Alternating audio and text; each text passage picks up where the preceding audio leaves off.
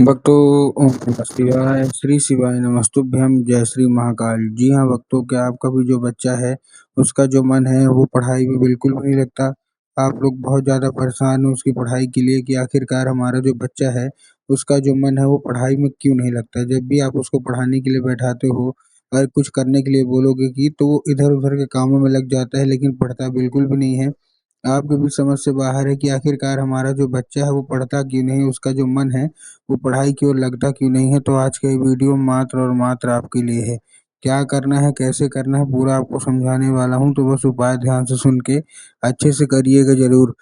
अगर आपने आज का ये उपाय ध्यान से सुन के और अच्छे तरीके से कर लिया तो अवश्य रूप से आपका जो भी बच्चा है जिसका भी मन पढ़ाई लिखाई में नहीं लगता, अवश्य रूप से बिना बोले बिना कुछ कहे केवल और केवल जो आपका बच्चा है ना वो केवल और केवल पढ़ाई ही करेगा। देखिए, आपको भी पता है कि जो पूज्य गुरुदेव की कथा होती है उसमें लाखों की भीड़ आती है। कैसे भीड़ आती है? लाखों की भीड़ आती है।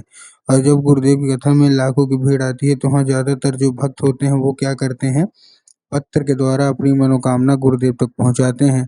तो अभी गुरुदेव की कथा चल रही थी, आज से 4 से 5 महीना पहले की बात है। गुरुदेव की कथा चल रही थी और गुरुदेव की कथा में लाखों की भीड़ आई।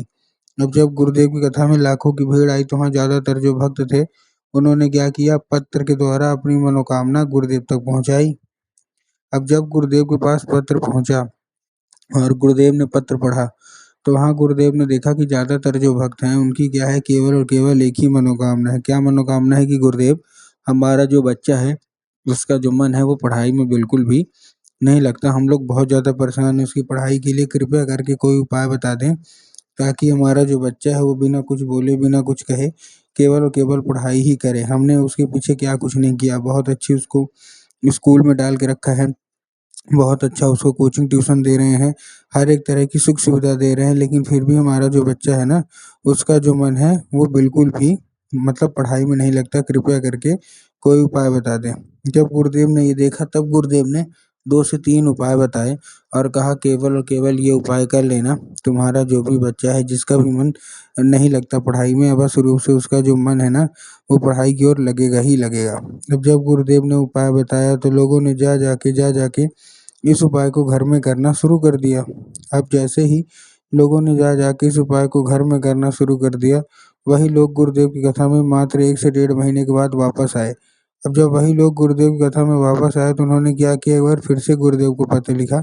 लेकिन ये वाला जो पत्र था ये गुरुदेव को धन्यवाद के रूप में पत्र था कि गुरुदेव, धन्य हो आपका, आपके द्वारा बताया गया उपाय हमने कर लिया है। हमारी सारी की सारी जो इच्छा है, सारी की सारी जो मनोकामना है वो पूरी हो गई है। हमारा घर का जो बच्चा था ना, जो बिल्कुल भी नहीं पढ़ता था, वो बिना कुछ बोले, बिना कुछ कहे अब केवल और केवल पढ़ाई ही करता है। आपका कोटि-कोटि धन्यवाद। तो देखिए, जो लोग भी मेरी आवाज़ सुन रहे हैं ना, अगर आपको भी जानना है कि आखिर ऐसा कौन-सा उपाय है, जिसको करने मात्र से सारी की सारी इच्छा मनोकामना पूरी हो जाती है, तो चलिए हम बताते हैं आपको आज की इस वीडियो के माध्यम से कि आपको करना क्या है। तो बस उपाय ध्यान से सुन के अच्छे से करिएगा ज़रूर। अगर आपने आज का ये उपाय ध्यान से सुन के और अच्छे तरीके से कर लिया तो अवश्य रूप से जो भी इच्छा मनोकामना है वो अवश्य रूप से पूरी होंगी ही होंगी और आपका बच्चा भी अवश्य रूप से पढ़ेगा ही पढ़ेगा। लेकिन उसके पहले चैनल पे अगर पहली बार आए हैं और आवाज़ मेरी पहली बार सुन रहे हैं तो वीडियो कर दें लाइक और चैनल को भी कर लें सब्सक्राइब, ताकि पूजनीय पंडित प्रदीप जी मिश्रा के रोज़ नए-नए उपाय जो कि मैं उनकी कथा से सुनता हूँ, श्रवण करता हूँ, सबसे पहले मैं आपको प्राप्त करा सकूँ। तो देखिए, जो हमारा सबसे पहला उपाय है, इस उपाय में आपको करना क्या है, जो हमारा सबसे पहला उपाय है, इस उपाय में आपको लेना क्या है, इस उपाय में आपको केवल और केवल लेना है 3 काले तिल और 1 धतूरा। क्या-क्या लेना है? 3 काली तिल ले लेना है और 1 धतूरा ले लेना है। अब देखिए, काली तिल और काली मिर्च में ना बहुत सारे लोग कन्फ्यूज़ होते हैं कि काली तिल लेना है कि काली मिर्च लेना है। हमको थोड़ा साफ-साफ बताओ। तब गुरुदेव ने साफ-साफ बताया है कि आपको क्या लेना है, आपको लेना है केवल और केवल काली तिल और 1 धतूरा ले लेना है, ठीक? ले लिया आपने? धतूरा लेने के बाद आपको करना क्या है, जैसे आपने धतूरा ले लिया, लेने के बाद आपको क्या करना है, लेने के बाद अपने बच्चे के हाथ में देके उसको भेज देना है कहाँ, सीधा-सीधा शिव मंदिर।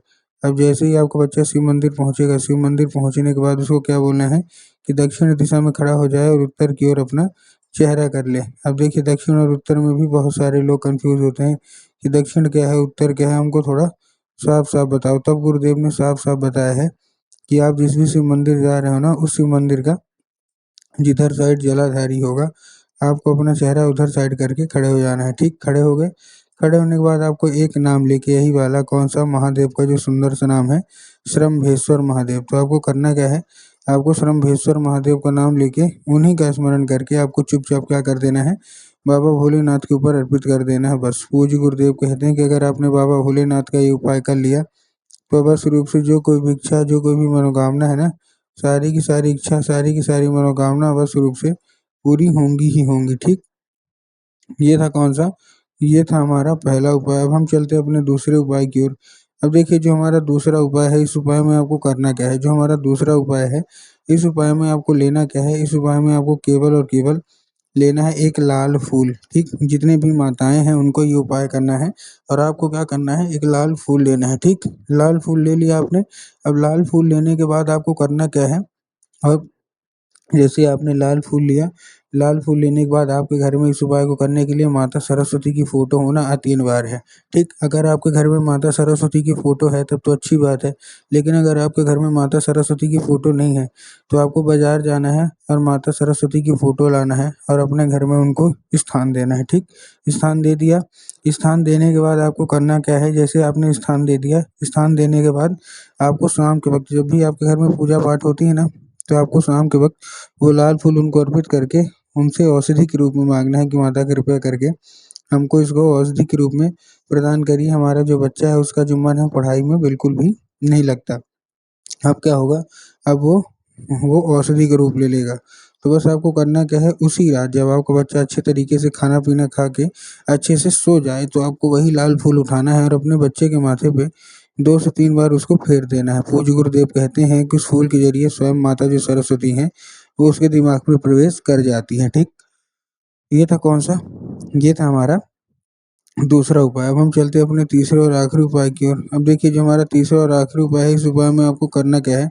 जो हमारा तीसरा और आखिरी उपाय है, इस उपाय में आपको लेना क्या है? इस उपाय में आपको केवल और केवल लेना है, आपको एक पान का पत्ता, और पान के पत्ते के ऊपर आपको शहद का लेपन कर देना है, ठीक? तो शहद का लेपन आपने कर दिया, अब अपने बच्चे के हाथ में देके उसको भेज दीजिए कहाँ? सीधा-सीधा शिव मंदिर। अब जैसे ही आपका बच्चा शिव मंदिर पहुँचेगा, शिव मंदिर पहुँचने के बाद उसको क्या करना है, जैसे शिव मंदिर पहुँचे, उसको आपके दिमाग में आकर जाएँगे बाबा भोलेनाथ के ऊपर अर्पित करवा देंगे, जो कि पूर्णतः गलत है।